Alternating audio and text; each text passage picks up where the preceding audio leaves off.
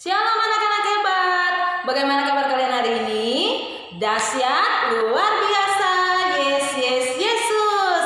Oke, semangat belajar untuk hari ini ya. Untuk tematik kita masih pada tema 1 tentang pertumbuhan dan perkembangan makhluk hidup. Kita sudah selesai belajar di subtema 1 tentang ciri-ciri makhluk hidup. Kita juga sudah selesai belajar di subtema yang kedua tentang pertumbuhan dan perkembangan manusia. Dan hari ini kita akan masuk pada subtema yang ketiga, yaitu tentang pertumbuhan hewan. Nah anak-anak, di subtema 3 kita akan fokus belajar pada pembelajaran yang ke-1, kedua, dan ketiga. Jadi anak-anak, hari ini fokus belajar kita ada pada halaman 96 sampai halaman 112. Sekali lagi, fokus belajar kita ada pada halaman 96 sampai halaman 112.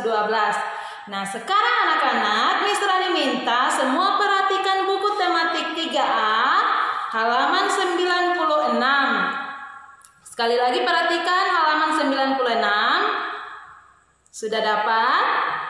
Nah, sekarang anak-anak perhatikan ada hewan apa? Iya, hebat, ada hewan ayam.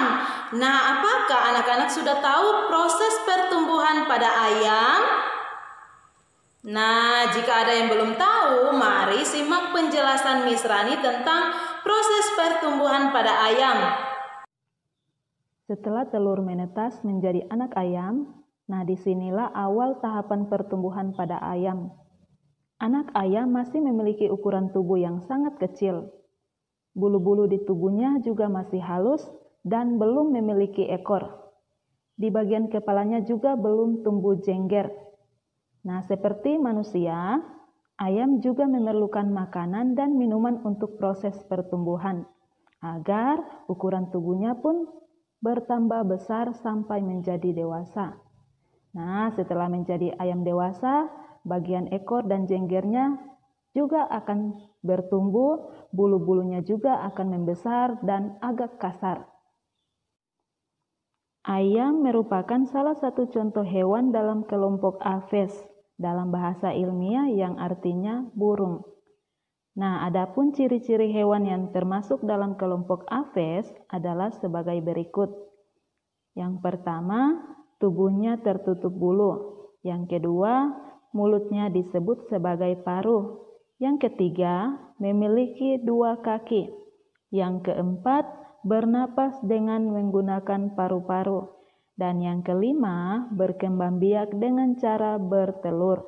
Jadi, hewan dalam kelompok Aves selain ayam, ada juga bebek, burung merpati, elang, raja wali, burung unta, dan lain sebagainya. Edo adalah anak yang suka memelihara ayam. Edo memiliki 5 ekor induk ayam betina. Nah anak-anak, ayam betina dapat menghasilkan 1 butir telur setiap hari. Telur yang dapat dihasilkan setiap induk ayamnya Edo berjumlah 9 butir telur. Berapakah jumlah total telur yang dihasilkan induk ayamnya Edo? Nah anak-anak, sekarang kita akan belajar perkalian bilangan. Nah, pada perkalian bilangan ada beberapa sifat perkalian. Yang pertama adalah sifat pertukaran atau komutatif. Yang kedua, sifat perkalian dengan bilangan 1. Yang ketiga adalah sifat perkalian dengan bilangan 0. Nah, sekarang kita akan bahas sifat yang pertama, yaitu sifat pertukaran. Nah, anak-anak, pada sifat pertukaran memiliki rumus, yaitu A kali B sama dengan B kali A. Jadi ditukar ya. Nah, contohnya 5 kali 9 itu sama dengan 9 kali 5. Kita buktikan ya. 5 kali 9 sama dengan 9 dijumlahkan sebanyak 5 kali. Jadi 9 tambah 9 tambah 9 tambah 9 tambah 9 sama dengan 45. Atau ditukar 9 kali 5 sama dengan 5 dijumlahkan sebanyak 9 kali. Nah, hasilnya adalah 45. Nah, ini sifat pertukaran pada perkalian. Yang kedua adalah sifat perkalian dengan bilangan 1. Nah, rumusnya adalah A kali 1 sama dengan A. Contohnya, 5 kali 1 sama dengan 5. Yang ketiga, sifat perkalian dengan bilangan 0. Rumusnya A kali 0 sama dengan 0. Contoh, 5 kali 0 sama dengan 0. Atau 0 kali 9 sama dengan 0. Nah, anak-anak, pada sifat yang ketiga ini, bilangan berapapun yang dikalikan dengan 0, hasilnya adalah tetap 0. Oke anak-anak, sekarang Miss Rani mau tanya, apakah anak-anak punya hewan peliharaan di rumah? Iya, pasti semua punya hewan peliharaan di rumah. Dan hewan peliharaan di rumah masing-masing juga pasti berbeda-beda. Nah, sama halnya dengan Maula, Maula juga punya hewan peliharaan. Nah, anak-anak mau tahu hewan apa saja yang dipelihara Maula? Nah, hewan peliharaan Maula adalah kucing. Nah, selain kucing, Maula juga punya kolam ikan. Nah, ada berbagai jenis ikan yang dipelihara Maula di kolamnya. Nah, sekarang anak-anak kita akan lihat sama-sama bagaimana proses pertumbuhan dan perkembangan dari kucing dan juga ikan. Mari sama-sama kita simak gambar berikut ini. Kucing adalah hewan mamalia yang tergolong karnivora atau hewan pemakan daging. Kucing adalah hewan menyusui dan berkembang biak dengan melahirkan. Kucing mengalami fase-fase pertumbuhan. Dan proses pertumbuhan dan perkembangan kucing terbagi menjadi 3 tahap. Yang pertama, usia anak-anak. Kucing dikategorikan sebagai anakan terhitung sejak baru lahir hingga berusia 1 tahun. Pada tahap ini merupakan pertumbuhan paling cepat. Pertumbuhan yang cukup pesat tentunya memerlukan asupan makanan yang baik, sehingga makanan yang harus diberikan adalah makanan khusus anak kucing karena jenis makanan tersebut telah dikemas sesuai dengan kebutuhan nutrisi anak kucing. Yang kedua adalah usia dewasa. Kucing dikategorikan sebagai kucing dewasa ketika berusia sekitar 1-7 tahun. Di tahap inilah pertumbuhan kucing justru akan mengalami keterlambatan serta aktivitas yang semakin menurun.